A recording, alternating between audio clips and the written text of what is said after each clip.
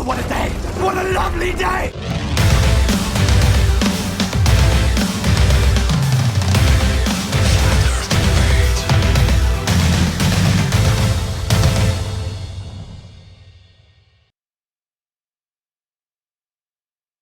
Welcome to Flat Earth Debate Uncut and After Show. I'm your host, Nathan Oakley, and if you are new to this channel, or you have not done so already, be sure to subscribe and hit the bell notification icon to keep up to date with all the Flat Earth Debate pre-show and after-show goodness. If you'd like to join the community debate, then go to nathanoakley.com and check out the Flat Earth Debate forum to keep up to date with the community debate. If you'd like to support this channel, there is a super chat that runs alongside each of these shows while they premiere. There's also a PayPal, Patreon and crypto link in the info box below the video. Now we're currently joined by Paul, so I'll raise the mic and say a quick hello to Paul. How are you doing? Good, how are you? I'm very well. Slight encoder problems with OBS, but hopefully that won't affect the recording too badly. If it does, my apologies. I won't know until it gets premiered later on. Gotcha. Never got the chance to listen to your you on being on Patricia's show yesterday. How did that go? Yeah, very well. I really enjoyed Patricia's company generally, so often we'll find ourselves chatting away, and I think that's probably the primary reason why when she came to the idea, I think it was suggested by Stephen Chess actually, that we did a show together, she was immediately keen because she knows that we can easily while away several hours just chatting to each other. Generally, the subject will be Flat Earth. Hey Dion, how you doing? Hey, what's up guys? Good afternoon. I might talk a bit less during the beginning parts of this show on account of the fact that my kid has got a lot of noisy toys out. So it's going to be very I love crazy when your noisy. kid's making the noise.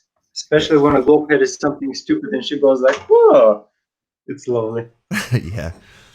But there we go. She's had a busy, active day, so I'm hoping that she'll probably have a snooze shortly.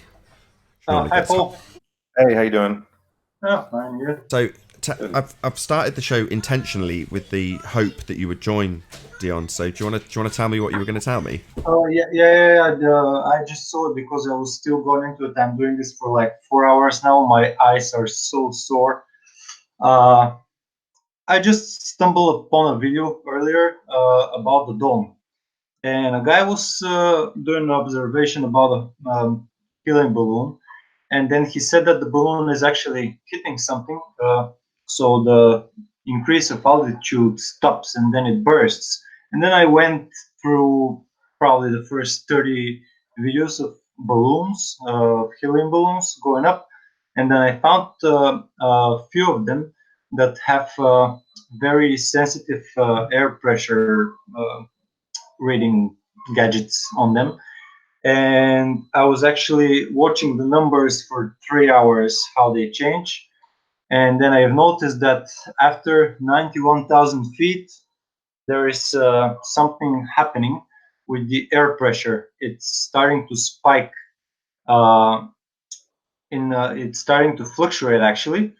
So it's small spikes of fluctuation in the beginning, and as it goes higher, those spikes are starting to get really big. So let's say it goes 91,500, and then it stops, slow down, then it drops like 100 feet back, and then starts climbing from there.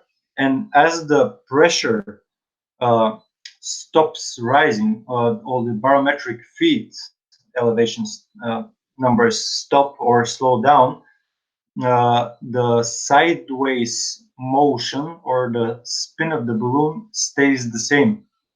That means that it's going into an area where the air doesn't change in pressure, or is actually an area that is something very, very suspicious.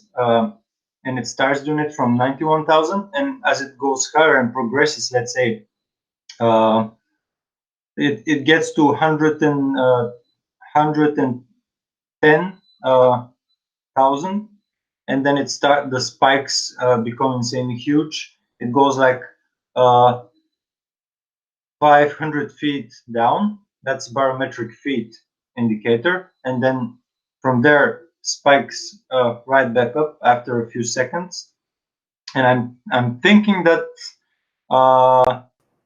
the guys like Neil deGrasse Tyson, they actually know what's up there, because I do think that there's some sort of barrier. I don't think it's physical.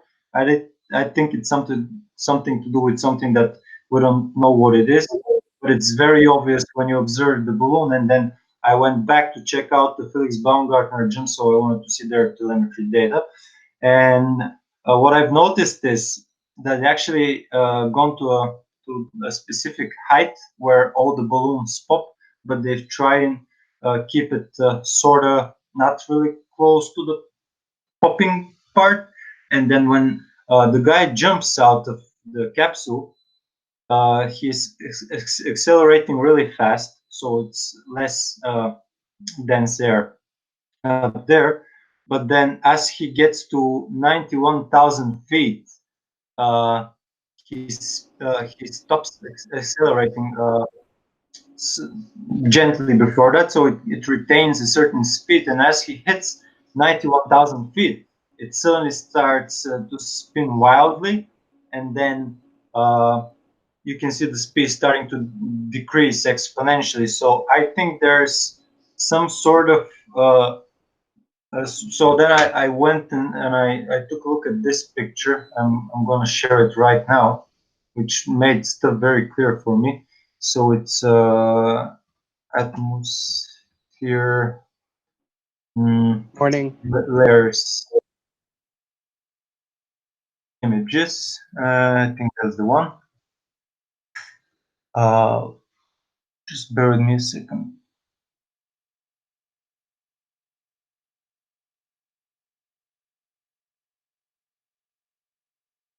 While you're fiddling with that, Dion, I'm going to actually start the live show. All right.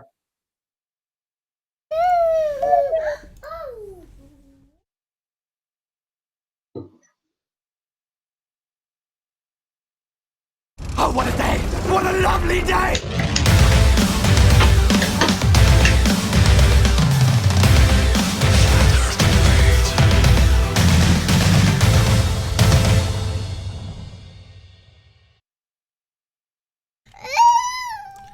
Welcome to Flat Earth Debate Live. I'm your host, Nathan Oakley, and I'm going to immediately pass on to the panel so I can calm my child down. Morning. Hello. How you guys doing? Good. How are you? In between screams, I'll see if I can say hello to all the panel. So we're joined by Paul, Flat and Earth, Eric, and Dion. Good to have you all. Good afternoon. Very good to have you all. Right, let's see if we can do a bit of housekeeping. Any signs of curvature? Nope. Nope. Negative. Any signs Billy of says that too. axial rotation of the Earth-based variety? No axis. Nope. Still no spin. Yet. Any scientific evidence of gravity? Nope. If you're asking for what is bending time-space, I don't know what's bending it. Nobody knows what's bending this time-space continuum. What is space-time anyway? What is fabric? The fabric. And then what's bending it? Yeah, first show me a bit of fabric of space, and then explain how it links to time, then show me it bending. Anywho, any evidence you can have a gas pressure without a container, for all those who believe in the vacuum of the sky? Not a vacuum. Nope. Nope. Any evidence of the distance to the sun? Any evidence if sun is a tangible object? No, but apparently it proves creation somehow according to Sleeping Warrior. So that's pretty cool. Mm-hmm. Hey Travis, We good to have don't you. even- That was a joke. That was a joke. It doesn't prove anything. We don't You were even know too the quiet for me actual to hear the position joke. of Do you want to the repeat sun. it, Flat and Earth? What is that? I had you too quiet, so I turned you up after you said it. So I don't know, maybe the audience caught it. I certainly didn't. Oh, you said, is there any evidence of the distance to the sun? And I said, apparently it proves creation to Sleeping Warrior. So that's pretty cool. Of course, I was totally joking because it doesn't prove anything. Yeah, I agree with you on that one. I've had that conversation with Anthony on several occasions. I mean, fair enough, he can postulate whatever he likes, but yeah, I don't see it that way either, but that's his bag, right? Good for him. Believe whatever you will. Well, I think you might be able to say something like, well, it seems to point towards creation, but whether it's evidence or proof, that's another thing.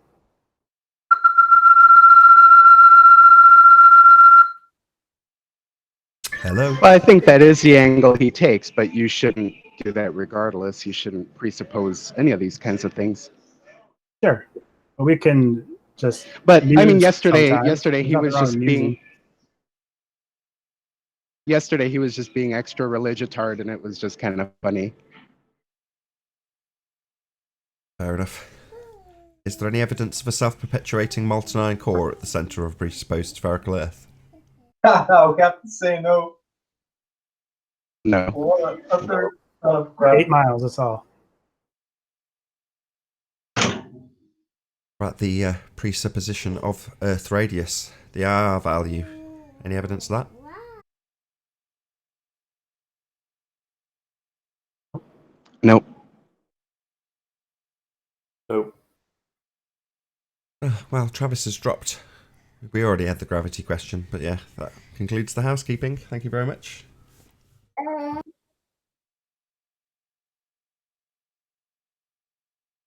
I've completely forgotten what we were talking about before the show started, Paul. Oh no, that it wasn't Paul, it was Dion, and he's just vanished. Yeah, Dion was going to show something. Yeah, he's going to show a video about how high altitude balloons or something like that. Right, so he's been monitoring the pressure on various different balloon, what would you call them, launches, I suppose that's the word, flights. But yeah, so he's had pressure readouts, and apparently he's been spending hours glued to these pressure readouts, taking note of what's actually occurring as they raise in altitude. And if you just watched Nathan, if you tuned in on Nathan Oakley 1980, you've just heard him give that explanation. Obviously, if you're watching this live, you have not. But tune in on Saturday to the release of this on Nathan Oakley 1980, and you'll get to hear Dion's full explanation. But hopefully, when he rejoins us, he's just nipped out. I think his phone went or something similar. That or it was Travis having his sound issues. Here we go. I think it's So did you see if he's got sound? Can you hear us, Dion? Yep, I'm back. Did you want to share? Did you manage to find what you wanted to share? Yeah. I won't try and explain or throw out everything right now because I may make a huge mess of it, because I'm just in the past half an hour I started to realize that. So now I'm just backing up my claims and reassuring that I'm onto something. So it's not just my personal thoughts about the subject, but basically I just noticed an issue with air pressure, with observing a helium balloon rising through the atmoplane. So after 91,000 feet, there is a very strange fluctuation in the gadget that reads out the barometric elevation in feet. So after 91,000 feet, it starts to fluctuate or spike. It starts to slow down, drop with a few hundred feet, and then climb right back up again. And this correlates with the side spin, with the side speed of the balloon.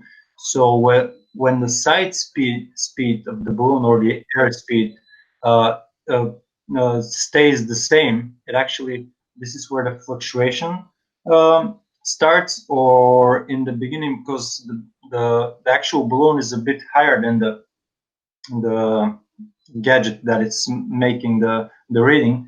So there's some of the times it's a few seconds of delay in between those two, but I've noticed that there is a very tight relation in between those two readings. And what my observation is making me think, or what is the thing that I've noticed is making me think, is that there is something that is causing this layering up of the atmosphere that were explained, the troposphere, stratosphere, then mesosphere, and then the thermosphere. I think there is a barrier between all of those, and as you go higher, it's sort of kind of the lines. There is lines, so it's like floored in in an aspect or in a sense. I still cannot say what's causing it. Maybe uh, ether. I don't know. Still now You don't have to going speculate. speculation. Well, you don't need to speculate. You know, just present what you've observed. That's perfectly sufficient. You know, there's no Yeah, requirement. I think there's I think that science actually know what's happening. That's why they state that there's a few molecules in their not perfect vacuum, because they actually may well be a few molecules up there, or because the reading is kind of, it goes, let's say, 300 feet from 91,000 to 91,300, and then it fluctuates back. So it goes 300 feet up and then 300 feet down. In the same time, the altitude that's it's measured by the GPS is continuous. So you can see that the balloon is actually having a very nice and steady pace up, but then the barometric altitude measurement in feet is making a huge fluctuation. And I've observed it from the beginning. So it's 2.5 hours of the time that's taking the balloon to get up to the altitude that it pops. So I've watched that at least 2 times very carefully, and then I've noticed that there is no fluctuation, not at all, until 91,000 feet, and then it starts to get really dramatic, and it's getting even more dramatic with the increase of the altitude that's shown by the barometric feet indicator. And I've compared it first time to the GPS feed altimeter, and it was always constant on the GPS one, and then the fluctuation was seen on the barometric feeds. Then I compared it to the airspeed, and airspeed actually matches barometric feed indicator, which means that when wind at this altitude is carrying the balloon sideways in some direction, it goes to a place or a certain space in height, and there is no resistance. The air in that space is kind of, it becomes less dense, and then there is no air, and the balloon just keeps the same speed sideways. And then you can see that because the actual balloon will come out of it first, then the sideways spin starts to decrease or increase, and after this the barometric feet indicator starts to go up again. So that means that it went to a let's say 300 feet of space upwards, that the atmosphere went less and less, then almost exactly the same, and then again started to increase. And it's very freaky, guys. If you go and take a look at it, it really, that thing almost freaked me out. Can you show And us? then Can you show us? yeah, I have the video. Just a second. I wanna let's present my screen.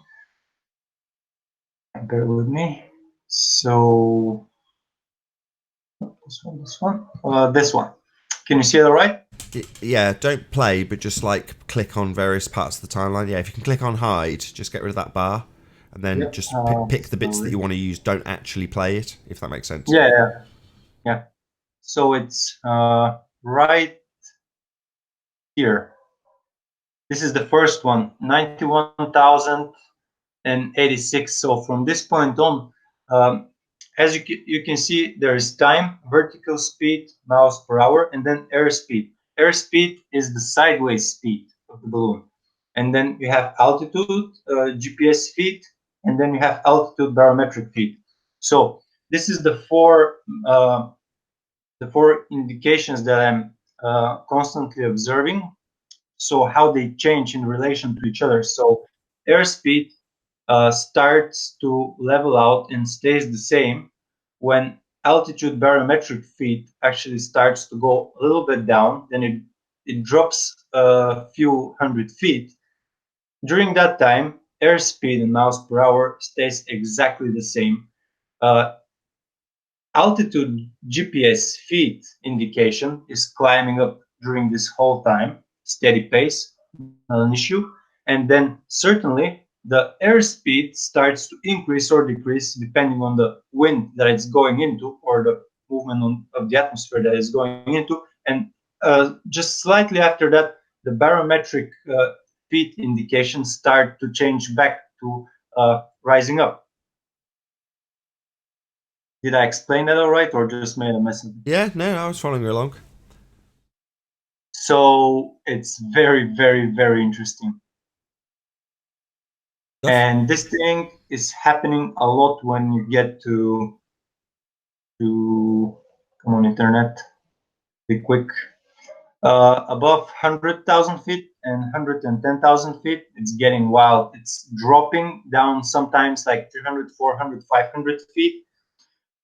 Climb speed, the actual movement of the balloon is not slowing down, it's still going up, but the barometric indication reads out that it's going to a part with less density and then retains the same density and then starts to gently increase it and then spikes right back up again. That means that it's moving through something different. There is something there. It's impossible to happen just because of winds and stuff. Wind won't affect the pressure. You can only see the wind on the airspeed miles per hour, which is the sideways movement of the balloon. There's no way the wind will change the barometric feet indicator. Cool. So Very cool.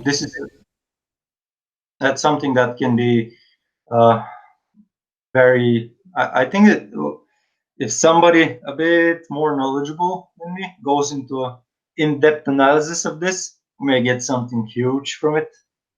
But there is definitely something huge there. I'm 99.9% sure.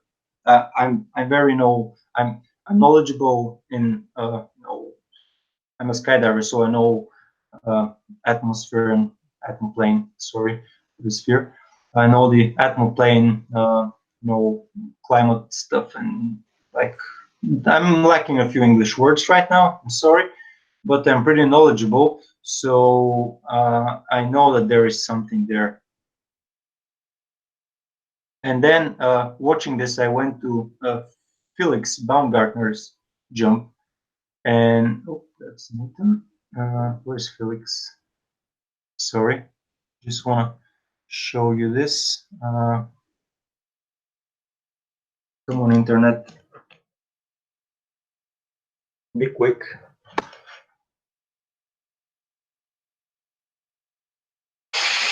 Oh, sorry. So this is his jump now, and he's pretty low, but you can see his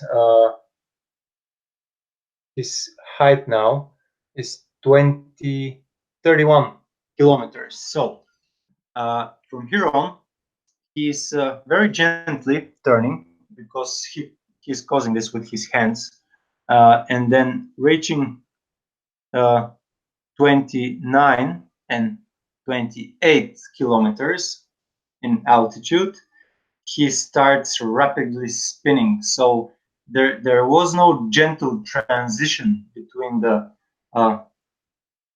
height of 31 kilometers and the height beneath that. It was just sudden like that. So there has to be something separating layers there.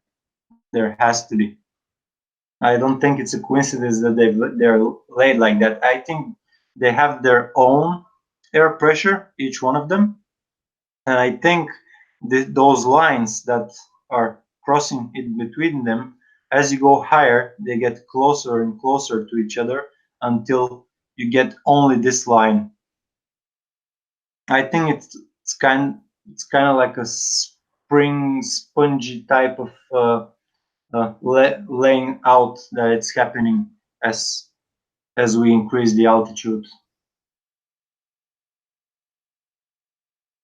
Cool. Was there anything else to add, or should I thank you for your presentation? Yeah, that's it. I'm for that. For now, Excellent. it's just that. I'll start getting into it now. No, very cool. Thank you very much for sharing that with us. Like I say, if your eyeballs are very sore from watching those barometric pressures. Hey, Travis. Hello. Wow. Hello, good to have you.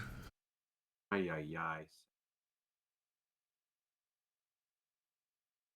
Am I sounding okay for you?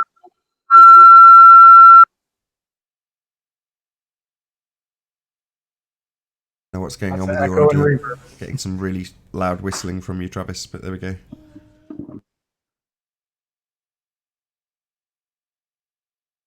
So did you want to say something, Eric? No, I was just saying there's a lot of feedback. Whoever was talking.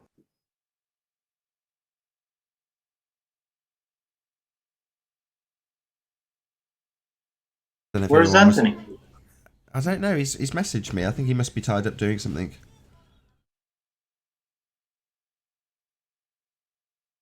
Yeah, he's asking about what Earth Flattener had to say about him. Have you guys watched Darwin last night? Last night on the Night Owl show. Yeah, the Night Owl. It was awesome. I loved it. I didn't get to see it. No, we can't hear you at the moment, so Travis. cool. Just so you know.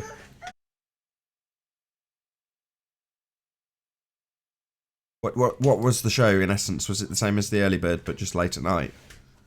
Well, he had a guest. I know that guy, but I cannot remember the name right now. He's doing some flat Earth stuff videos, and they talked like on a variety of different subjects, from creation to flat Earth and demons and angels and aliens, all kind of like just a huge mix of what can be of stuff that are part of each other, so it's like lots of subjects that are interacting or interlocking. So but it was fun. It was a cool show. Arwen was having some wine, then I saw that he's having some wine. I started having some wine as well. It was kind of very relaxing and mellow, and it was very enjoyable. Just a good show. Hello, Ellen. How you doing? Hi, Nathan. How are you? Very well, thank you. Have you admitted that the Earth rotates now? Now that Globebusters has proved that the Earth rotates? They haven't, but maybe you'd like to explain how you think they have. They used the ring laser gyroscope, showed that it rotated, right?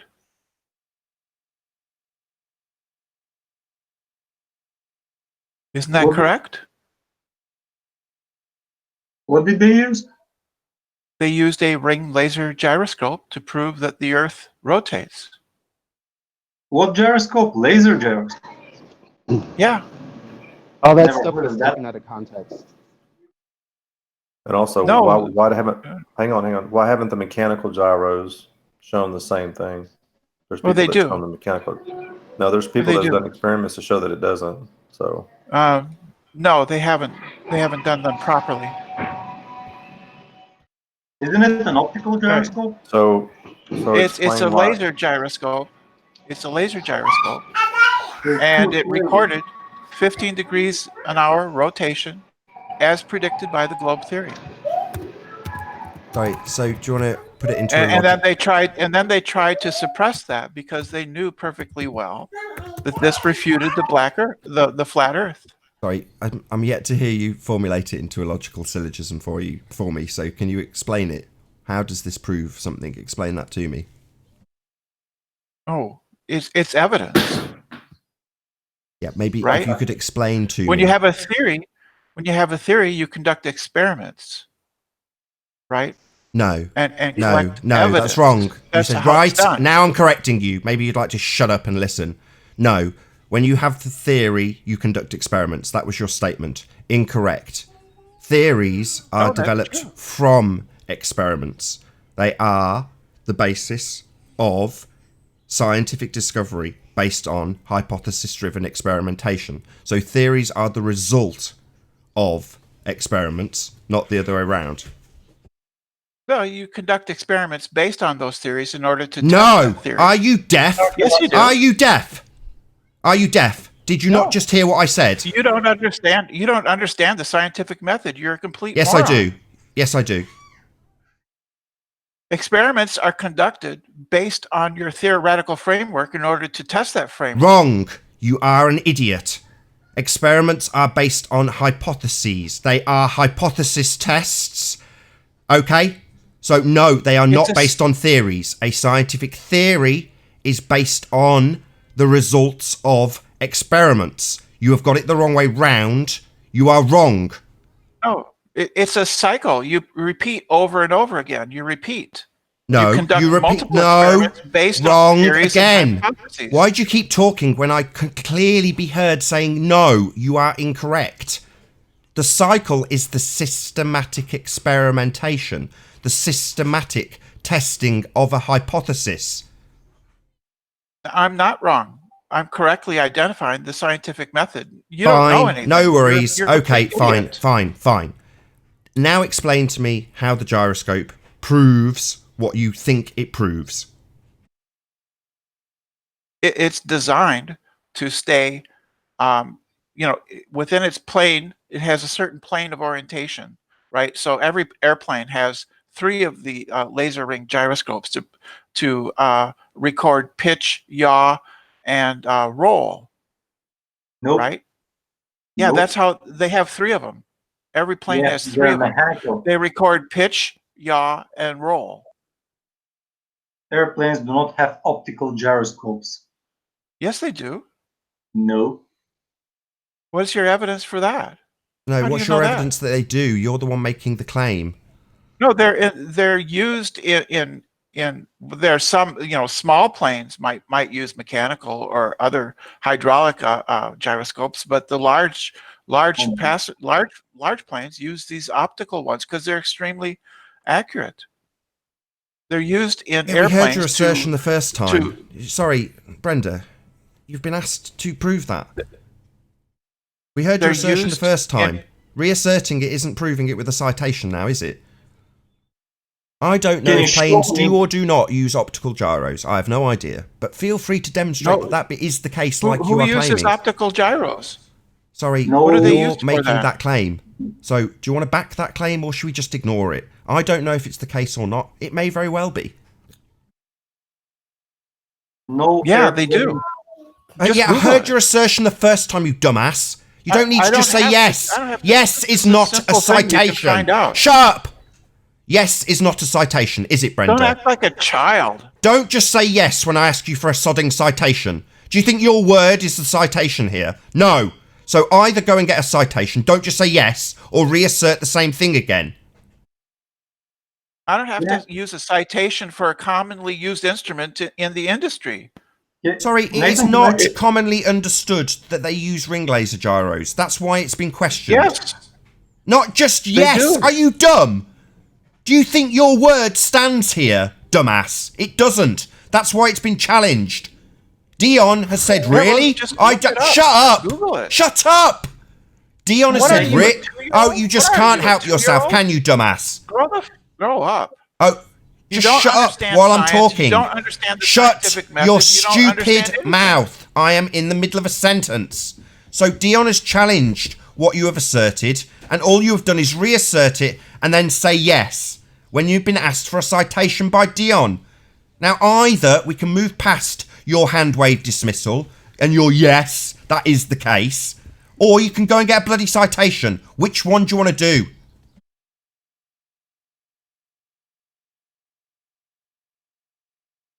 Ring gyroscopes are used in modern aircraft to record and to indicate pitch, roll, and yaw. We heard your assertion the first 2 times. I've now heard it a 3rd time. What part of this aren't you understand? Are you mentally retarded? I don't need it asserting a 3rd time. They're used. Oh, you're going to assert it a fourth time, are you, Dumbo? The Boeing 777, the B-52H, the F-16, the F-15, and in many other aircraft. The JF-17 Thunder, they're Nathan? used in Yes, large Dion. aircraft. You're an idiot. Well, have you got a citation, or are you just going to say it? They're used in the Boeing 757 and the Boeing 777. All right. So All you right, are just going to so can say I it. take him apart now? Yeah, go ahead. So, all right, tell me what kind of gyroscopes are used in place, mechanical or optical ones? Are used in what? In airplanes, mechanical gyroscopes or optical gyroscopes? Well, I would suppose both. It would just depend, right? Nope. There is just They're one used type used in aviation, just one. No, that's not. I don't know. They're definitely used in the Boeing 757. Every laser ring- single airplane in the world uses a gyroscope, and it's always a mechanical gyroscope. No plane uses an optical gyroscope. If an airplane is using an optical gyroscope, can you tell me, before it takes off, what do they calibrate it from? The gyroscopes are used in the Boeing 757 and the Boeing 777. Oh, I've just seen the problem here. ring Sorry, laser. Brenda, just so we're clear. So the ring laser gyroscope would be used in those planes, correct? Yeah. And is that what you're claiming Bob and the Globebusters team used? It's in the Wikipedia page. They list where Sorry, it's did you hear my applied. question? Did you hear my It's question? used in- maybe you it's didn't hear used my in the question. Maybe you'd International like to Space repeat Station. my question back to me before you answer a different question. Is The that F-16, I'll say the it again while you F-15. talk all over me because you're ignorant. Is that the gyroscope that was used by Bob? They used a ring laser gyroscope, did they? Wrong, dumbass. Wrong. Yeah, they Maybe did. someone on the panel would like Yes, to they correct did. this dumbass. Yeah, they did. They used a ring laser gyroscope. They used an optical gyroscope and not a ring laser gyroscope. Maybe you'd like to apologise and concede your error. What's the difference? Oh, Oh you're my asking God. me, dumbass. I thought you knew. What's the difference? Sorry, are you asking me a question or conceding your idiocy? You're wrong, dumbass. Hello? Wrong, Brenda. Wrong. You got it wrong. So this Shut the optical fuck up, you little gyroscope that boy. was used is not the gyroscope used on these planes, dumbass. Hello? We're going to get a concession from Brenda the dumbass. This was pointed out to you earlier, but you just didn't listen, did you? The query was raised and you didn't listen. They What use do you mean? pretty much the same Yeah, thing. you were They wrong, use a Brenda, you laser. stupid dick. Do you get it? You were wrong. So, The do you want to fiber- carry on and make your logical syllogism about the optical gyroscope that was used, not ring laser gyroscope? Now tell me how Bob proved the Earth spins. Tell me now. If they used a fiber optic gyroscope, it uses the same principles as the ring laser gyroscope. How the hell would I know that? It's got a completely different name. So it's not the same gyroscope, it's got a totally different name. Mechanical, optical, ring laser, they're all different. It's not the same, No, as you asserted. They use the same. So let's not they're worry based about on what the this same- plane uses. It uses a different gyroscope. So, now explain to me how Bob proved the They're Earth based- spins. They're based on the same principle. Don't tell me They they're both based on use- the same principle, because an optical gyroscope clearly produces a different result to a mechanical gyroscope. We know that for a fact. So you're going to tell me that this third type definitely produces the one that's the same as the one you thought was on the planes, that Bob did not use? You're just an idiot. You still No, yet they're- to tell they're the me, same- you're still they're the same- yet to tell me how Bob proved the Earth spins. Tell me that. Your planes aren't comparable, Oh. not using the same gyro. He proved the Earth spins. Oh, really? So I'll just use the same false equivalency and say the mechanical ones prove we don't. All gyroscopes show the Earth rotates. Oh, really? So they take off, and when they go a quarter around the presupposed Earth, they show that on a mechanical gyroscope, do they? No. Completely incorrect. Gyroscopes. You're dancing around it. You're yet to tell me how Bob's proven the Earth spins. Get on with it. By showing a 15-degree rotation per hour as predicted by the globe Earth model. 15-degree rotation of the globe model. That's what they were observing, was it? The globe model rotating. The Earth rotating. Yeah. What were they observing? Earth rotating? Yes. No. Yes. No. So they were watching. So they travelled out into the second law of thermodynamics violation, known as outer space, and watched the Earth turning. That's what they were observing, dumbass. That's what they were watching, was it? It's not an observation. It's a recording of an instrument. Sorry, so they're not watching the Earth turning? They're making an observation on an instrument that records the movement of the Earth. Oh, why does it record the movement of the Earth? Why would you determine that that's what it's doing? Oh, because that's how light works. Sorry, this assertion means nothing to me. Why is it that you have decided... Sorry, I'm in the middle of talking. Why are you talking over me? What's your malfunction? You're yet to explain that bit. You're talking over me. You're just talking over me. You're yet to actually make the connection. All you've done is asserted that it's measuring the Earth turning. Don't just assert it. Tell me how. Oh, it's simple. It's fairly simple. As the device rotates, right, the wavefront on the left side of the gyroscope arrives at the detector sooner than the other side. Over him. I wrong. said Device doesn't rotate. Gyroscope does not rotate. That's if wrong. If it's affixed to the ground, it does, and the ground moves. It does, doesn't it? Optical gyroscope doesn't rotate. Mechanical gyroscopes rotate. Dumbass. No, if it's affixed to the ground and the ground is rotating, then it's rotating, isn't it? Well, that's a presupposition. Hold on. That's the very thing you're trying to bloody prove. So don't presuppose it and just tell us that's what's happening. Yeah, no, that's how you test that is things. what you are trying to prove, you stupid idiot. That's how you test things. No, we're not testing something you've presupposed is happening. Tell me how it proves it. Don't just presuppose that is what the gyro is showing. Explain how. When the Earth moves, and you're just going to do it again, dumbass. Don't just presuppose that's what's happening. Don't just tell me when the Earth moves. That's the very thing you're trying to prove, you stupid idiot. Okay, let me explain it. Okay, I'll put it in syllogistic form for you if you promise not to interrupt me midway between.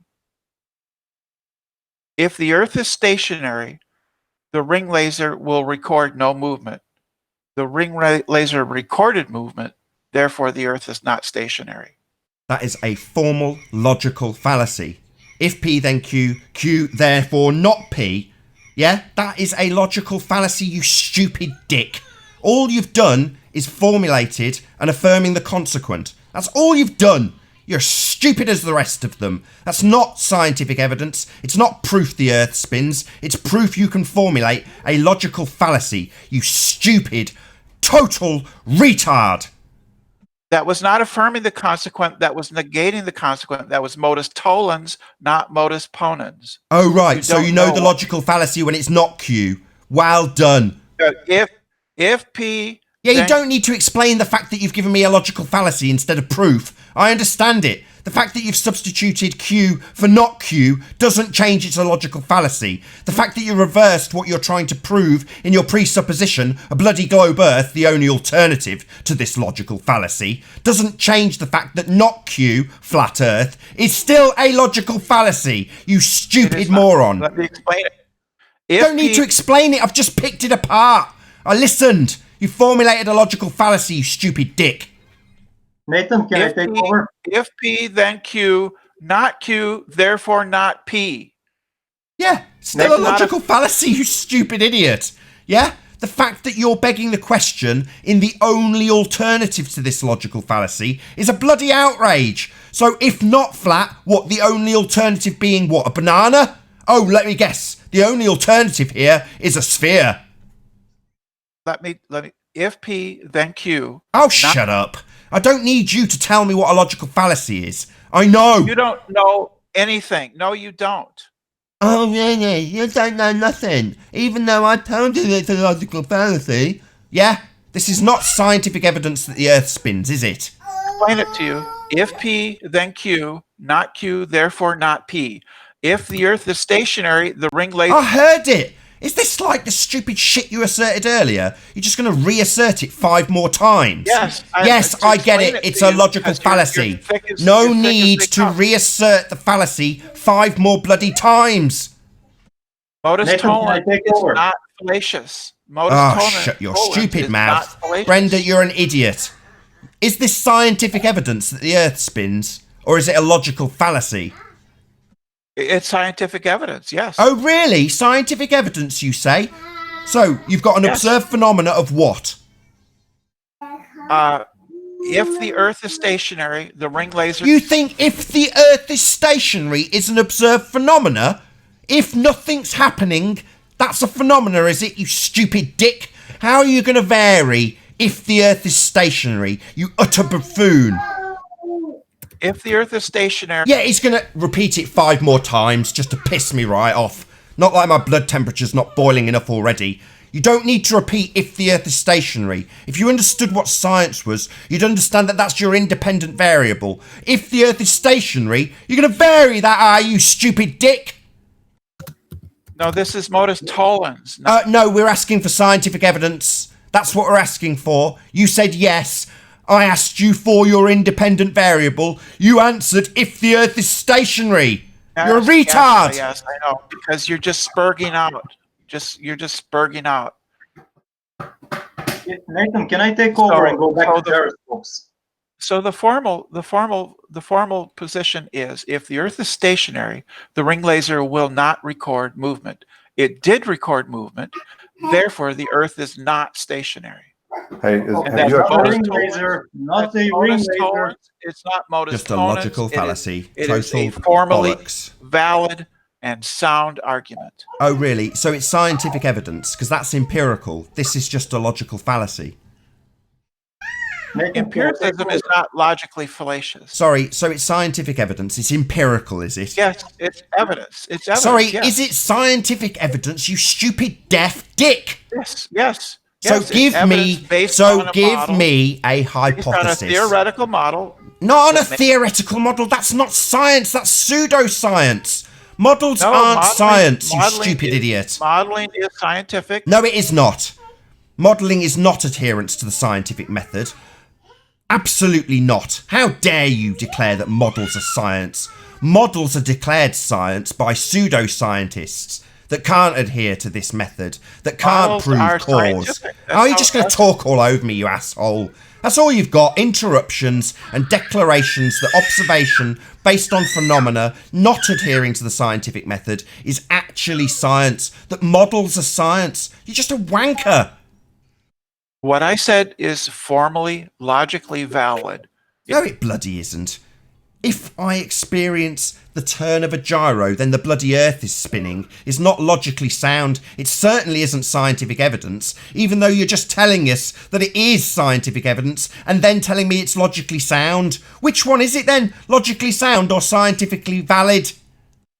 It's a prediction of the globe model. A scientific prediction is not a model, you stupid dick. A hypothesis is a scientific prediction. It predicts the cause of an effect, and that's what you're describing with a gyroscope processing. An effect, a phenomena.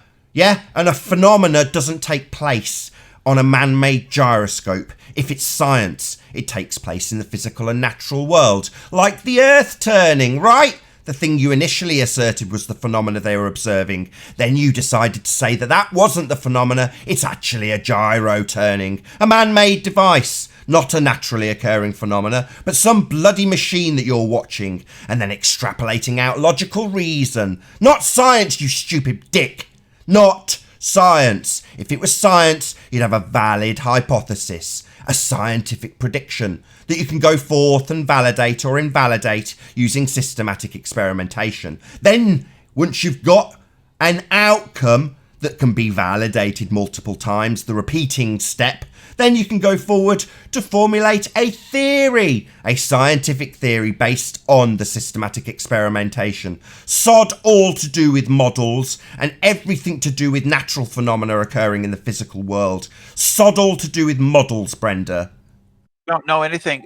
It is a prediction of the globe model. No! A model is not a scientific prediction. A hypothesis is a scientific prediction. It predicts the cause of an effect. And when you tell me that you're observing the effect of gyro deviation, that's your effect. It's not a naturally occurring phenomena, like you first asserted, the Earth turning. That, if you could observe it, would be a phenomena. Gyro turn isn't. That's not a natural phenomenon. It's a man-made device. You're saying gyro term isn't a phenomenon? No! It's a man-made device, you stupid moron. Science is interested in what gyros do. No! Science is exclusively interested in the physical and natural world. Natural phenomena. You think a gyro's natural phenomena, dickhead? Yes, of course it is. Oh, really? Well, the cause of a gyro is a bloody man making it. You stupid idiot. If you want to know the cause of gyro, it's man building it. Yeah, it's still natural. No, it isn't, you stupid dick. You take me to a naturally occurring gyro. Well, it's natural in the sense that No, it's not natural, it's man-made. How many times, you deaf fool? This is absolutely not natural. It is a man-made device. You're not observing natural phenomena like you asserted. You said they were observing Earth turn, didn't you? Then when I quickly pointed out that they're not observing Earth turn, you assert that they're observing Earth turn when they watch a man-made device. So when you look down a microscope, are you... Oh, here we go. Time for a red herring false equivalency. We're talking about this gyro. You came in and claimed Bob proved Earth spins. So tell me, how did he prove it with this man-made device? It is evidence that counts and validates towards the globe model. Towards? What, you're saying it's offering some sort of correlation? Like I give two shits about your correlation with your man-made device and your presupposition that Earth is turning. I don't give a damn. It is, yeah, I know you don't care, but the science doesn't care whether... This isn't science, you stupid buffoon. You're clearly deaf. If it was science, this prediction, it would be a scientific prediction, otherwise known as a hypothesis, establishing the cause of an effect. Now, the effect in this instance is gyro turn. Well, if you want to know the cause, a man made it. It's not a natural phenomena. Outside the realms of science, dickhead. That's like saying you can't trust your thermometer because it's man-made. Sorry, we're not doing scientific experimentation on thermometers now, are we? Another man-made device. A thermometer's not a natural phenomena either, you stupid bonehead. Is the thermometer an observation? Yeah, it's an observation. But science isn't observation-based. It's phenomena-based. Phenomena taking place in the physical and natural world. That is what science is exclusively interested in. Not man-made devices. How many times have I got to say it to you? How would you record temperature? We're not doing experiments when we record temperature. That's taking a measurement. That's maths. You're stupid. You don't seem to understand the difference between science and maths. Measuring things would be maths. Figuring out what a natural phenomena, what the cause of that natural phenomena is, that's science. But you have a thermometer, which is a man-made instrument. You claim that man-made instruments are not natural and therefore cannot be observed. No, don't strawman me and misrepresent what I've said. Did I ever say that because it's man-made we can't observe it, you utter fuckwit? Did I say that? That you can't observe things if they're not being done in a scientific methodology? No. What I said is a thermometer is not a phenomena. and neither is the ring laser. It's an No shit! Wow, she finally understands. So science being exclusively interested in natural phenomena and the gyro not being that means it's not science! If I record the temperature indicated on a Oh, here we go. Time for that red herring again, right, shithead? No, dickhead. Like you just pointed out, the gyro is not a natural phenomena. yeah, that's fine. It's a No, it's not. It's not fine. It's not science. That's the point. yes, it is. No, it's not. I'll tell you, let's say it again for the retard on the panel. Science is exclusively interested in natural phenomena, not man-made. Now, this gyro, it's definitely man-made. So it's not a Yeah, phenomena occurring in the use physical and instruments natural to world. record. It's a man-made device, not And a thermometer science, is man-made. not a Thermometers phenomena. are man-made. Right, you asshole. You talk over me again, and I'll kick you out for being a fundy zealot who's triggered about their religious belief being crapped all over. You and your fundy zealot dickheads that believe they live on a globe thought they had a bit of science here, didn't they? They thought they had a bit of scientific evidence that the Earth spins. Well, I'm taking a big fat dump on your assertion that it's science. It's not. It's a man-made device. It's not a phenomena, and it sure as shit isn't science.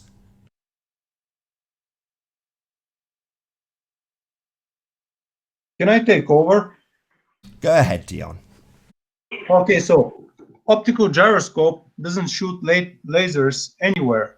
Optical gyroscope receives light and measures the angular movement of this light. So if I take an optical gyroscope and place it inside my room, and I turn the lights off, and I take a flashlight, and then I move it across the indicator of the gyroscope, I can tell what angular movement the flashlight has. Does this prove that the Earth turns underneath the gyroscope, dumbass? Yeah, it does. Both ring Yeah, my room is laser. turning as well. Just a minute. Both ring laser gyroscopes and fiber optic gyroscopes use the same effect, which is the Sagnac effect, which is when the entire device rotates, the laser going in one direction will reach the detector sooner than the light traveling in the other direction. They both use the Sagnac effect, and the same principle is used to record rotation of the instrument. If the instrument is affixed to the ground, then it shows the rotation of the Earth. All right. So is it the same principle used in the mechanical gyroscope? No. Oh, really? Why? Right, Why? because it uses a laser and not a mechanical instrument. And what's the difference? Well, one's made out of matter. It's a spinning disc. It's a spinning weight, right? So it's a gyroscope. And the other one is? The other uses a laser. And what does the optical gyroscope laser do? No. Wait. One's light and one's matter. Explain to me, what does the optical gyroscope does with its laser? Make it clear for us, because we already know what it does. Okay. The optical laser gyroscope shoots a laser in two opposite directions around the body of the gyroscope. Yeah. And there's a detector at the other end. If the wavefront, if it's stationary, the wavefront will arrive at the detector at the same time from both ends, right? Right. So imagine a ring, imagine a circle, and there you have an emitter, a laser coming into the device at at the south pole of this ring, and the detector is at the north pole.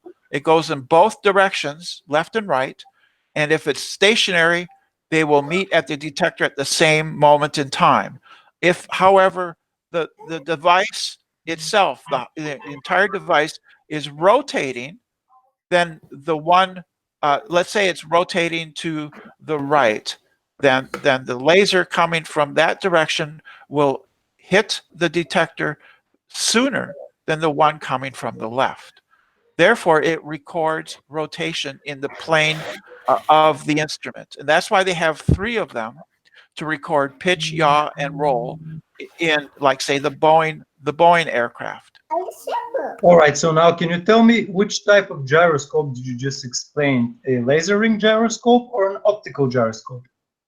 They both use the exact same principle. It's called the Sagnac effect. So why do they have different names? It's just a different implementation of the same principle. One And uses actually, fiber So what's the optics. difference? So what's the difference between the two of them? In principle, there is no difference. In principle, there's no difference. It's So just an optical mechanical gyroscope does construction. not use incoming light. It uses What have has a nothing to laser. do with They it? both use a laser. They both use a laser. Aha, so how does the optical gyroscope measures a movement of certain light when it's not using this light, it uses its own laser? By the Sagnac effect. Are you dumb? Did you hear my question? How No, does I the didn't. optical gyroscope detects a motion of incoming light when it's not using an incoming light and it's using its own laser? Dan, They both use a laser. They both have their own laser in the machine. Can They I ask don't a use question? they don't use ordinary lights. They use Yeah, lasers, and they have a laser. A laser is in the device. The laser is included in the device. Hey, Alan, can I ask you a question? Yeah, yeah. Okay. Can and does magnetic fields affect light in any way? No, not really. Really? Okay. Let's see. I've got a video here. Really. I've got a video here showing. I guess I could share it, showing how magnetic fields can affect light. Yeah, it can, So, but in okay. normal cases, it No, you doesn't. just said. Wait a minute. Well, That's No, what I no, said. you said Normally, can. no. You said no once, and then you said can. So which is it? Either Yeah. yes or no? no. It doesn't matter. Paul's got a video that says that light can be affected by magnetic fields. Where do you get this video from, Paul? From Applied Science. This is Zeeman effect. Control light with magnetic fields. So it's from Applied Science. Oh, this is beautiful. I'll drop it in the chat so you can see it. I don't want Nathan to get a copyright, so I'm not going to play it, but you guys can look at it. So now, I wouldn't worry about Nathan, to be honest. Hey, that's okay. Now the question is, have you accounted for any other effects of if there's a magnetic field rotation of any kind going on in this place that we live, could that account for if magnetic fields can affect light? Could that account for that 15-degree rotation? Yeah, magnetic fields don't have any effect on light. Okay, why is there a video from Applied Science to say that they can? That doesn't mean that. I don't know. Explains You probably misunderstood it. Well, then you explain it. Then you figured out and explained it. Well, back I to me. don't. It's not my job to figure these things out for you. Figure it out. There's a point I'm bringing this up. The point is, have you accounted for all the possibilities that can account for the 15 degrees rotation? And I think that's ultimately what Nathan's point was trying to get to. It's not truly science, because if you can account for all the possibilities, and the variable is the thing that you can account for, the thing that you can control. If you can't do that, then it's not truly science. So you're making an observation with a mechanical device. You're making an observation with a mechanical device that is man-made, but you don't know all the effects. Hang on, you're not letting me finish. You've not accounted for all the possibilities that can account for that 15-degree rotation. You're just assuming that, and that's what Nathan's going after. You're assuming that's what the cause of it is, but there may be other factors that you're not accounting for, and to assume that's not true science. You're just assuming that. You're assuming that going into it. Well, they have to, Paul. That's the problem. They don't have anything else. May I ask you a question, Paul? In what way do magnetic fields affect light? Do they change their speed? Do they change the speed of the light because it's impossible? Or do they change the way the light moves? Or do they just change the frequency of light? Guys, we're getting off topic. That's a good question. Hello. If they change the frequency of light, it has nothing to do with the ring laser gyro, because the ring laser gyro doesn't matter what frequency the light has. Well, that's not my point. Zinder. All I'm saying is Yeah, that you exactly. accounted for all the variables. If magnetic fields can affect light, if it bends light, then that Magnetic fields don't. Okay. Well, let's see if I can find something. Magnetic fields don't alter the course of light. It has nothing to do with magnetic fields. We're getting off topic. Bob Well, that's used an the question optical- I was asked. That's the question I was asked. Oh, it doesn't matter. It's off topic. Bob used an optical gyroscope that takes an outside source of light and determines its motion. So Bob observed a light rotating around a gyroscope and not a gyroscope rotating around light. The light, They have the lasers. light didn't move. No. Optical ones don't have lasers in there. Well, but we are talking Yeah. about ring laser gyroscopes. No, Why are you it is talking about optical. optical ones? Because that's what they used. No, they Yeah. use the a ring ring laser. laser gyroscope with its own light source. Why are we talking about light coming from outside? Holy shit! No, I'm sorry, I'm a little bit triggered. Yeah. Yeah, Fucking don't worry about it. stupidity here all the time. It's just flat earthers. Have fun, guys. Idiots. All Oh, idiots. Yeah, It's they Nathan they there. used a ring laser gyroscope, right? No, wrong. So on that note, while Brenda basically misrepresents again the type of gyroscope being used, I'll say a massive, huge, enormous thank you to all of the live audience for tuning in and hopefully sharing this live debate. If you're watching this on Nathan Oakley 1980, then be sure to stay tuned as there will be an after show to follow. If you want to keep yourself occupied between the two live shows, then go to nathanoakley.com and check out the Flat Earth Debate Community Forum to keep up to date with the community Flat Earth Debate.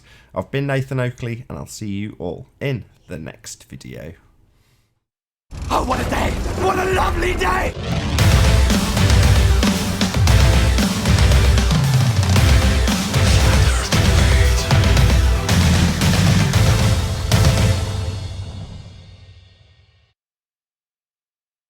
At about 360 degrees, it's 15 degrees per hour. It's not 15 rocket degrees. science. Earth rotates. End of story. Earth's not flat. Oh, right, just assert your religious belief, right?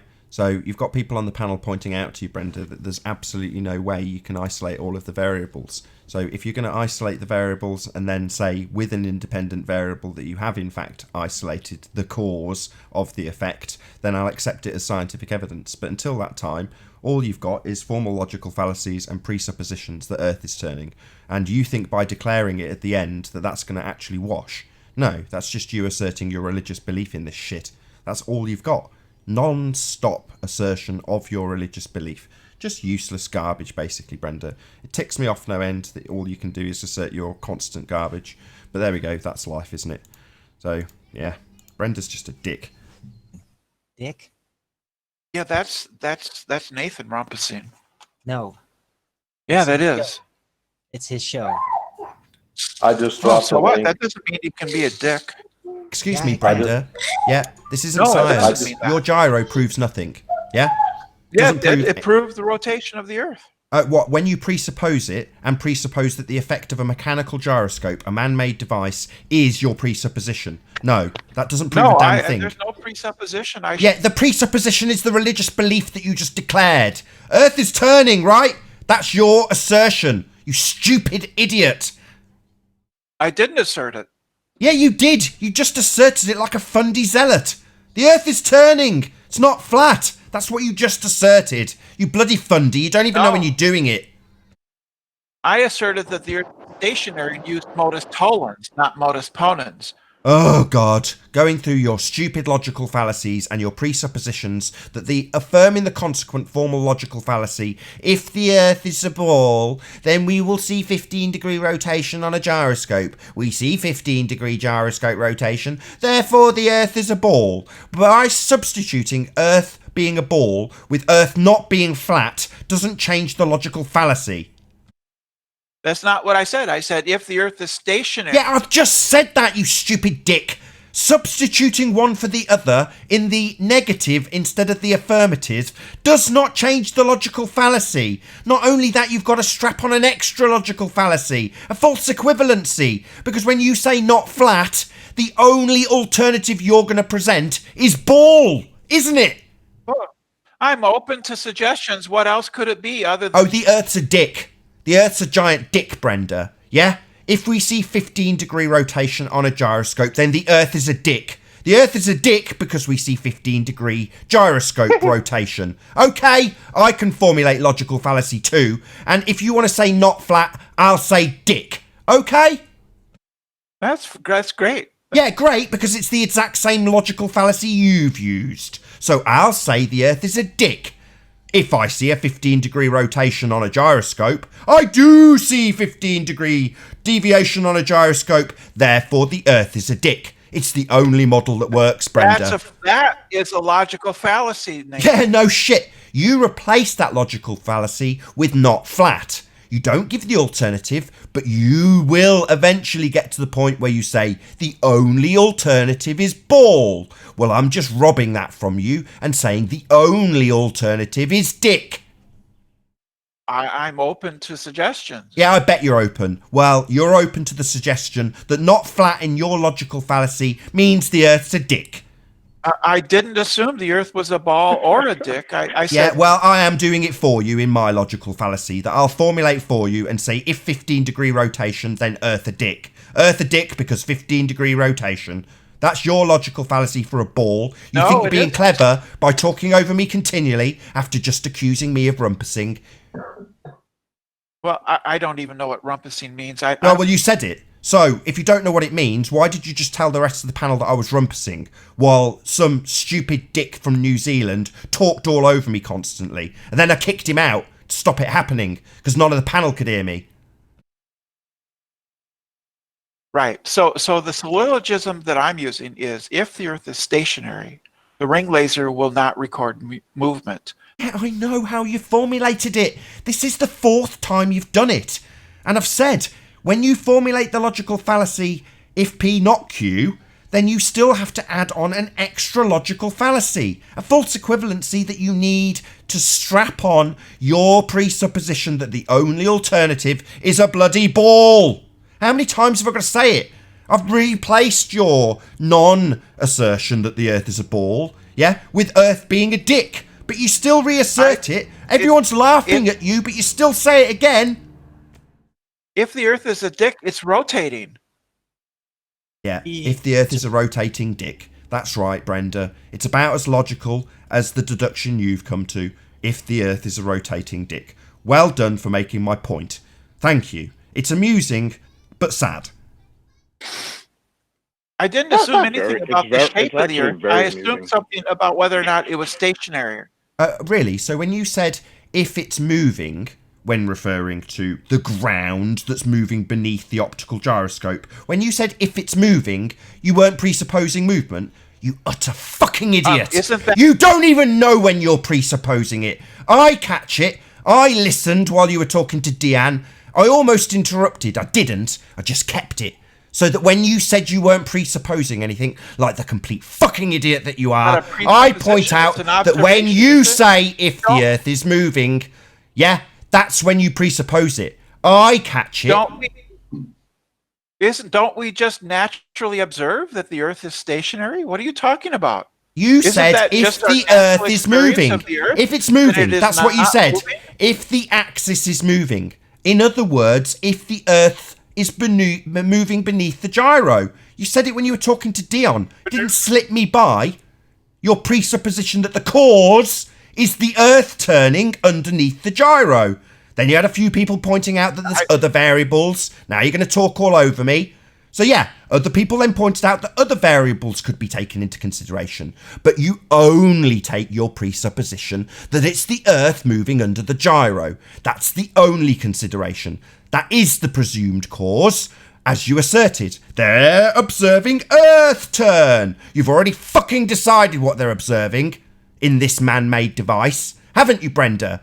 If the Earth underneath moves, right, that's what you've asserted. I just take it as natural. Yeah, You just take it as fucking read that it's turning underneath the gyro. You stupid buffoon. That's called a presupposition. You've already decided what the cause is. You've already decided that that's what you're going to be observing. It's about as unscientific as it gets. You're not isolating variables. You're deciding on your fundy belief what's causing something in a man-made device. Yeah, there's nothing wrong with man-made instruments, just like thermometers. There's nothing wrong with. Yeah, it's I just don't not even scientific. see how a ring laser gyro should prove the motion of anything physical. It's just not establishing I the can explain it cause. if you like, Yeah, Harvey. do you understand what science does, Brenda? It establishes the cause of the effect. That's the methodology used to establish the cause of an effect. And you're saying the effect being watched is gyro drift. And you're predetermining that the cause is Earth turn. So that's not scientifically validated. Shut up! That's not scientifically validating the cause. That's not following. Why are you talking over me again, asshole? you are. Now What is your malfunction, asshole? Why are you talking over me again? I'm pointing out the flaws. You just don't fucking like it, do you, Brenda? If it was such a Shut solid up. argument, then why don't regular gyroscopes do the same thing? Arwin, It's not I'm in the even middle of addressed. making a It's point to her. ridiculous. Arwin. It's No, time they to fight don't. with Arwin as well. Yes, My they bad. do. Arwin's No, they joined, so don't. it's a three-way battle with me and Arwin. Show me the Right, proof. Arwin, any chance I can actually get to make my point with Brenda? So it's not establishing cause and effect. You're claiming cause and effect reasoning, i.e. the effect of gyro is caused by Earth turn. That's cause and effect reasoning. Well, there's a method for that, Brenda. The scientific method. That establishes cause and effect, and it's empirical. Unfortunately, the effect is not the natural phenomena of Earth turn. That's your presumed cause in this instance, not No, it the isn't. effect. Oh, you're off again, are you, asshole? So Yeah, you are off again. I haven't finished, So Brenda, again, you fucking asshole. I haven't finished talking. Shut your stupid, retarded, scientifically illiterate mouth while I educate you on your buffoonery.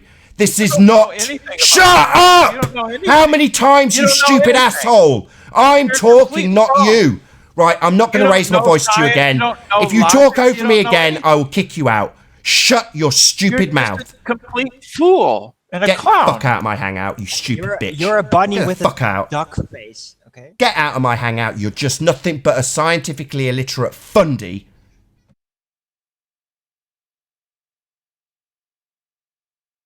Wow. I see why Anthony hates I Brenda. just wonder where the proof is of that physical gyro that she claimed also does that. Because I'm pretty sure it doesn't. I I think was trying to. the ring laser gyro is pretty much an expected fluke in the process. Because, yeah, if regular gyros would have done that, we would have found out very long ago. Because people were fooling around with regular gyros, like, since the beginning. Remember all those videos, people trying it out in, like, in 2015, 2016, you know? Yeah, I was trying to share a video. I don't know if I had it pulled up. There was I think it was Rob Durham maybe that had done this originally, but he had set up a mechanical gyro with a stopwatch and watched it over the course of 6 hours, and it didn't move. You know, Right. it's a mechanical gyro. So if it's going to work on the optic gyro, it should work on that one just as well. But anyway. Ridiculous. Whenever I get to my point think- with Brenda, she just rumpuses the shit out of me. Well, we had a calm day yesterday, and it's time to have a rough day today. I had higher hopes for Brenda. I heard Brenda at the end of the show. I say, I gotta jump in there and listen what's going on. And I feel disappointed. You had Boom, high boom, hopes shame on you, for. Brenda. You've never heard her before? How would you? Yeah, ever no, have no. high hopes for her? But today, Kidding, Jose? yeah, I was talking about. We were talking about her yesterday. I say about him. We were talking about him yesterday. It's not the same. Like talking about the devil and then seeing coming. You know. So yeah, a little disappointed, Brenda. Yeah, the devil is always kind of disappointed when you get to actually see him. Memory's Yeah, always 'cause better. didn't I asked the other day, who do you guys prefer, Rumpus or Brenda? I said Brenda. Yeah, you did. I prefer opposite Brandon. You know, I was just thinking, Nathan, let's think about this for a second. The observed phenomenon is that the stars rotate, right? The observed phenomenon is not the Earth's rotation. Well, So why do they jump from well, the, yeah, Go ahead. I've got to, I've got to have the exact same conversation I've just had with Brenda with Bob, with that being the assertion, though, haven't I? Yeah, exactly. I mean, that's because how would you? I mean, our observation is the stars rotate. That's the sun and moon move above our heads. That's our observation. That's the phenomenon. But I don't know. Correct. That is the phenomena. So, what do we need to do in order to cause a phenomena? We need to vary an independent variable to cause the effect, right? Is that a possibility? I don't know how would you vary the rotation of the stars. I don't know how you would do that. Right. Well, that's so you're trying to figure out the cause of the effect being your dependent variable. And if the dependent variable is claimed to be the star rotation, then you're trying to vary and manipulate an independent variable, your presumed cause of that effect. So, if you're a globe head, the presumed cause of that effect is what? Earth turn. Something you cannot possibly vary and manipulate. If you're a flat earther, what are you claiming with the gyro? That the gyroscope is the cause of that effect? Well, no. You're claiming the complete reverse. You're claiming that the star rotation causes the phenomena of gyroscope drift, right? So, if that's the case, i.e. your phenomena, if you give it them, as the ring laser gyroscope drifting, not phenomena, but if you give it them and go, right, well, if you're claiming the stars cause that, how are you going to vary and manipulate the star rotation to prove that that causes the mechanical man-made device to drift? In other words, there is no scientific formulation in any of this at all. Well, Exactly, you might actually exactly. hold on. Arwin, hold on. Yeah, Just do what you I say. got a really good Arwinian Okay, then I counterpoint. go. Okay, go ahead. You might be able to, by actually rotating the ring laser gyro itself with the rotation of the stars, and see if the extra spin becomes cumulative, or if it is somehow stopped, like almost like an ether-like property. That may be a way to, maybe not scientifically, but at least prove that there is a direct connection. Well, wouldn't that be a correlation? Yeah, exactly. Well, right. Well, we don't. We want the cause. Isn't though, that don't we? interesting to know? Oh, that's fascinating. Really interesting. Well, there you Arwin. go. But when you start asserting that you could then figured out the cause of it, that's absolutely outrageous. So Nathan, Maybe. because the same way that you call retard and presupposition and fuckwit to the ballers that want to say is the Earth rotating because of the gyro is on the Earth, the same way you have to call fuckwit to a very famous flat earther that I will not say his name, Bob You can say Dumpling. it. No, go ahead. You Go gotta ahead, call you him can say it. fuckwit because he's telling us the ether is moving, so he Sure. cannot manipulate the ether or as a cause and effect, Sure. relationship. Well, if- so you're gonna have to call him out, right? Okay, if Bob or Jaren rumpus the living shit out of me like Brenda does, then yeah, it might end up in a shouting match between me and Jaren and Bob. I doubt they'll be the same as Brenda. I'd be very surprised if they are. I doubt they'll be like that. I think they're already, from what I've listened to Globebusters, I think they're already they've been listening to this enough, I think, or heard it enough to know they've already started to determine what's a phenomenon, what's observation to compare what's an experiment. I think they would have already kind of come to that term. Well, absolutely. Myself. So I filled them in while I was going through this with Dr. John D. And the conversation between he and I took about a week of me explaining this. And it was a difficult task. The guy's a PhD. He knows his stuff. He is far, far more educated than I. And I'm having to say to a doctor, you're wrong. Your assertions are incorrect. Your terminology's wrong. And it's dangerous in terms of the problematic nature that it has caused in current times, i.e. the history of transition from empirical scientific method to the discounting of correlations, which is what we have currently claimed to be science. Outrageous. Well, that transition is being facilitated by people like Dr. John D and Globebusters. So yeah, it's a double-edged sword. Yeah, I still maintain what I say about Brenda. We did actually have some semblance of conversation. There will be a clarity to some audience members who could keep along with it while the rumpusing was at its minimum and appreciate what was being said and where the arguments were fallacious. Well, that's useful. You don't get that with Rumpus. You just get him talking constantly, saying, whatever he says. If you'll just let me finish, if you just let me finish, if you just let me finish, it's 50 times, so no one in the Hangout can hear anything. At least Brenda does pause. You're talking over me. You're talking over me. You're talking over me. Yeah, exactly. Whereas that was at least a semi-decent conversation. But, part of the reason why I like Brenda in that respect is because she can trigger me. Well, that's entertaining for the audience. Everyone knows damn well I'm triggered and I'm stuck here. I can't just drop. So that's it. So amusing for the audience. I do have a thought. I'd like to thank Brenda for providing entertainment for us because that was very amusing. Now, here's something I do. I think something that's okay. One thing I have been thinking, because I was thinking about this earlier, inference from the best explanation, or this is something also just to kind of learn to kind of figure out. You're kind of, Nathan, what you're doing is good because you're dismantling the pseudoscience and science, which is good. But where do we start?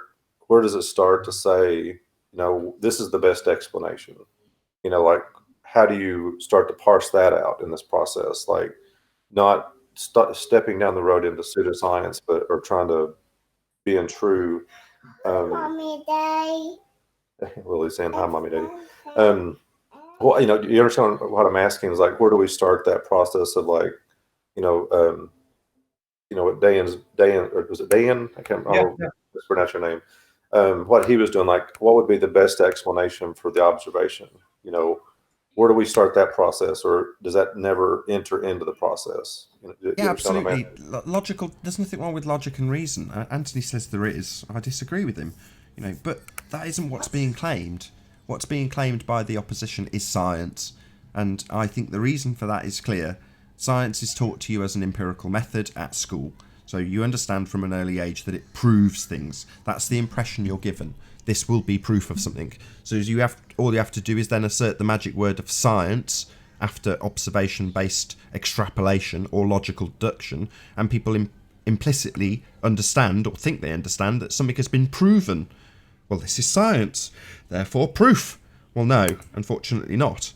Somewhere along the lines, it's gone from an empirical method that is used to establish the cause of an effect through systematic experimentation based on a hypothesis to the reduction of logical reasoning. So you end up with what's the most logical cause of this effect, and we'll discount them one at a time till we end up with the most likely. In other words, correlation-based logical deduction rather than empirical-based scientific methodology. Well, that's outrageous, especially as you have people that expect you to understand that they are factually asserting whatever they're asserting. What I say is right, and it's not. In terms of how we can go forward, understanding that what you logically deduce isn't necessarily a fact. It's a logical deduction based on the given evidence.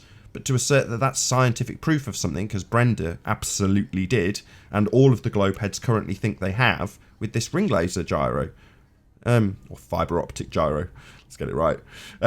It's ultimately speaking not scientific evidence of anything, but that is precisely what they will claim. That this is proof.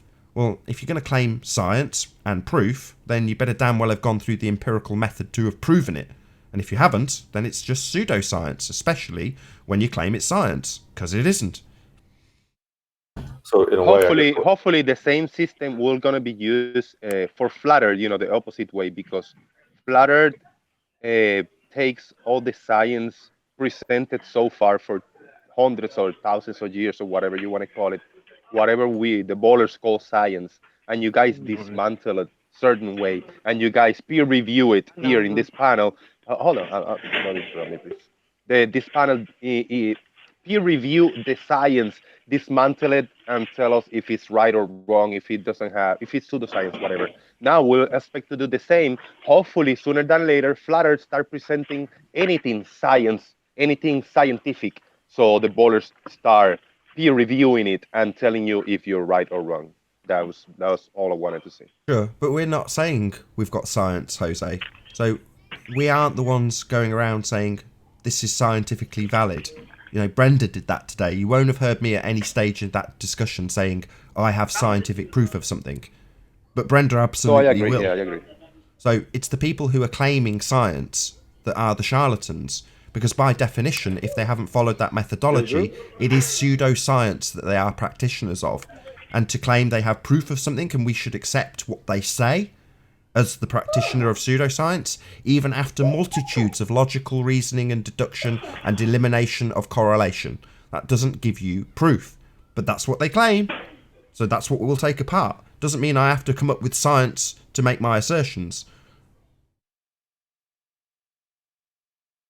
I was thinking of kind of a way of thinking about the logical deduction of a process. Like, one of the questions is, can you have gas pressure without a container?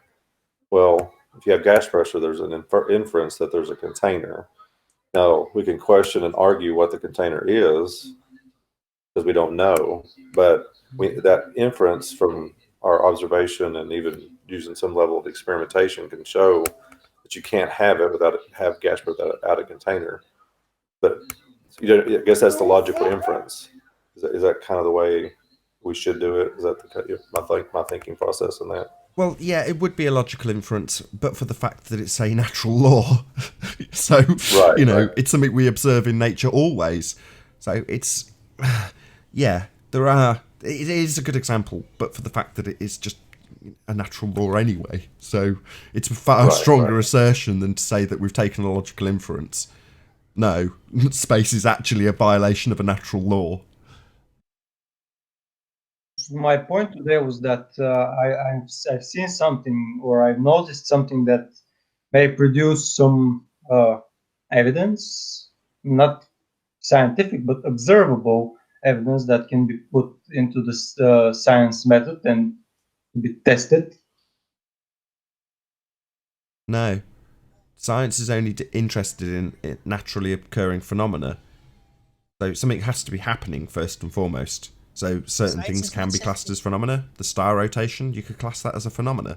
No, I meant that there is a pressure being retained, so there is something happening to keep it pressurized. Yeah, I mean, that's always going to be the case though, isn't it? Again, without the container, there can be no pressure, right? Now, just my observations or the thing that I've noticed tells me that it may well not be a solid barrier, maybe something very, very strange and different.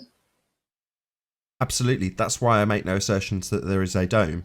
Don't get me wrong, there's plenty of people on this side of the argument that would assert there is a dome. I have absolutely no idea what the sky is. That doesn't mean I can't pummel the living daylights out of a second law of thermodynamics violation that's asserted by the priests of heliocentrism. It's easy to pummel that nonsense because it defies the second law of thermodynamics. But would I then go on to say there is a dome? No, I've got no idea what's up there. Yeah, exactly. And the point is that we're not arguing. We all know that it cannot violate the second law.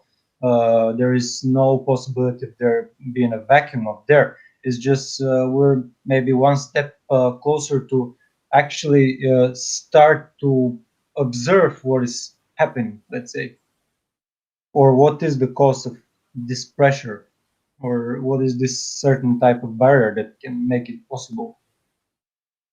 Yeah, exactly. That's the way. Yeah, and exploration and discovery doesn't necessarily have to take the form of the scientific method. That's a very narrow endeavour. You're purely interested in figuring out the cause of phenomena. That's what science does, and it's very useful. But does that mean that every endeavour is a scientific endeavour? No, but it's useful if you want to assert your conclusion is the proof or the truth or the reality or whatever you want to assert. Yeah, if you can make people believe that you've proved something by using that word, then it's a very powerful statement and assertion. But we need to knock it on the head. It's not science. Most things aren't science. Yeah. And I was just thinking too. I don't know how scientific it is for me to walk over and say there's touch my glass on my sliding glass door and say that exists.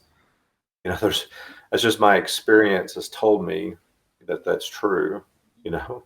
And I wonder, like, you know, to experience the dome, or if there is one, or whatever it is up there, to experience it in a physical way with all my senses, you know, that's I would ultimately say that's empirical. You can't deny that.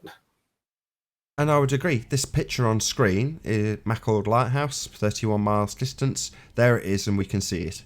Now, there is no further explanation required.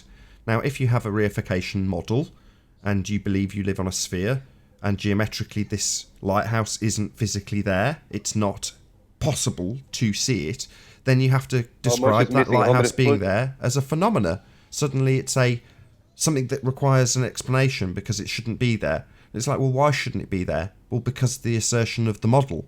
So you're going round and round in circles when you could just look at it and go, lighthouse.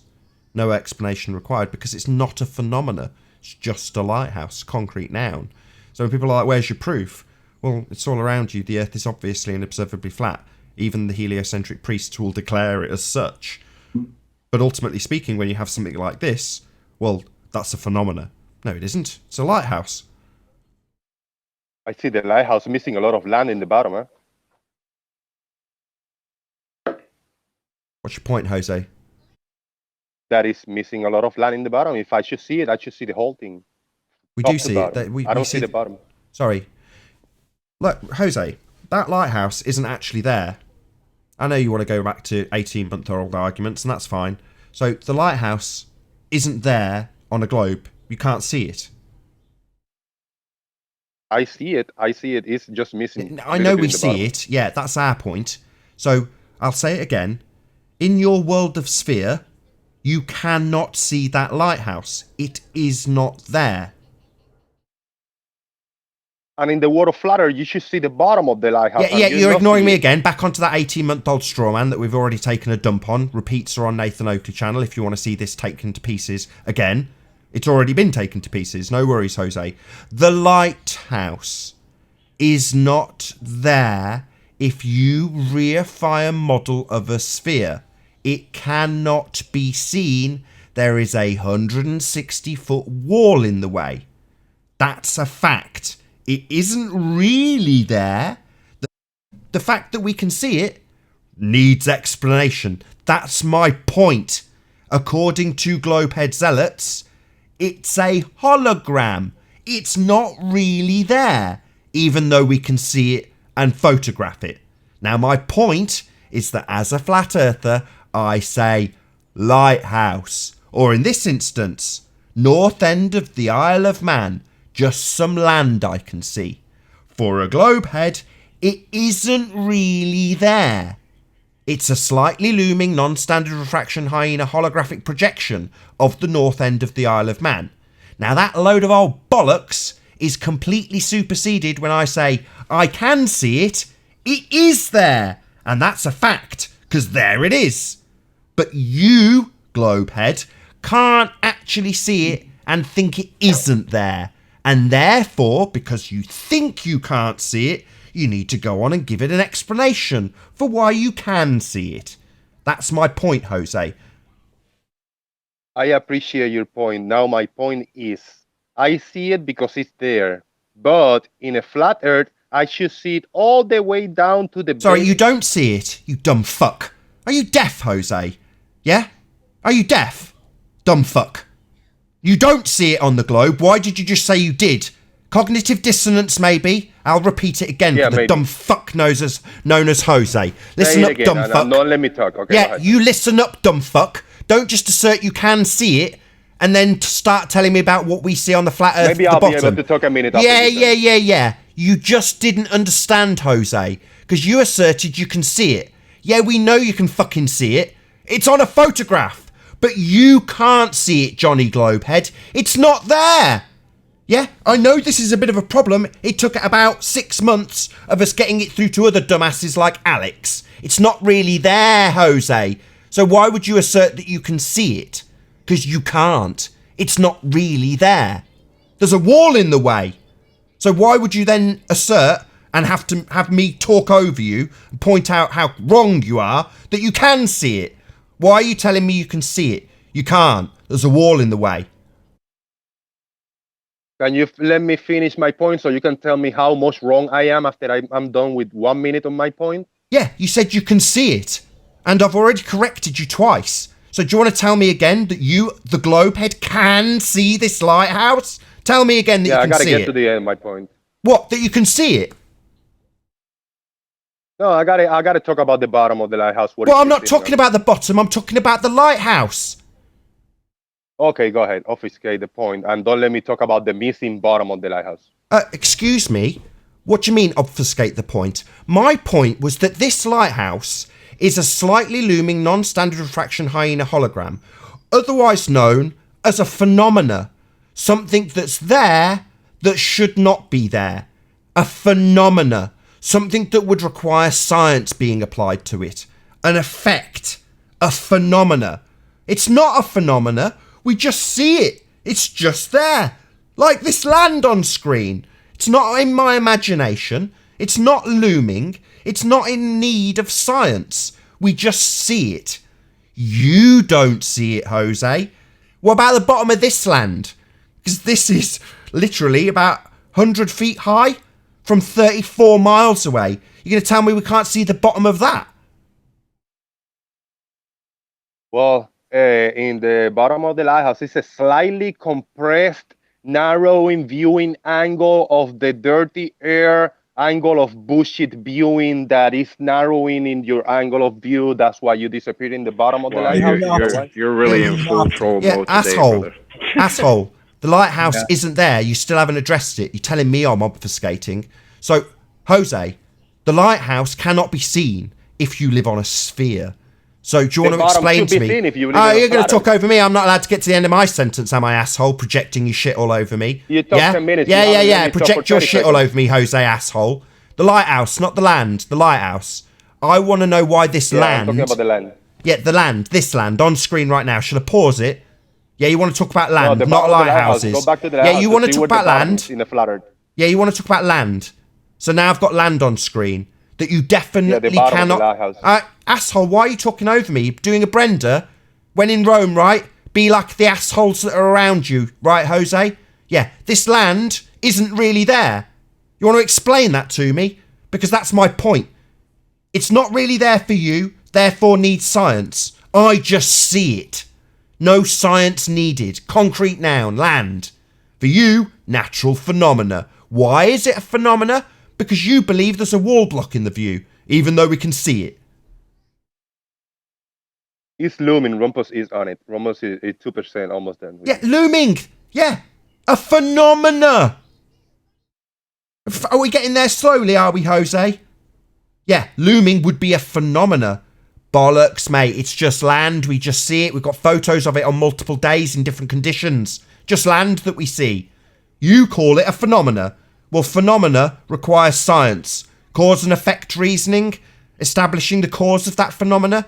Yeah, so you need to hijack science suddenly, don't you, Sunshine? You need to explain it with looming. I got the top 50% of the lighthouse seen because of magic and looming, and you are missing the bottom of the lighthouse because of magic and angle of bullshit.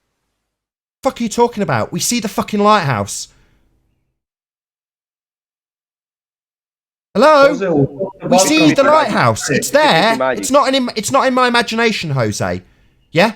It is just there. We do just see it. We've got a bloody picture of it on multiple occasions. We see the lighthouse. Yeah?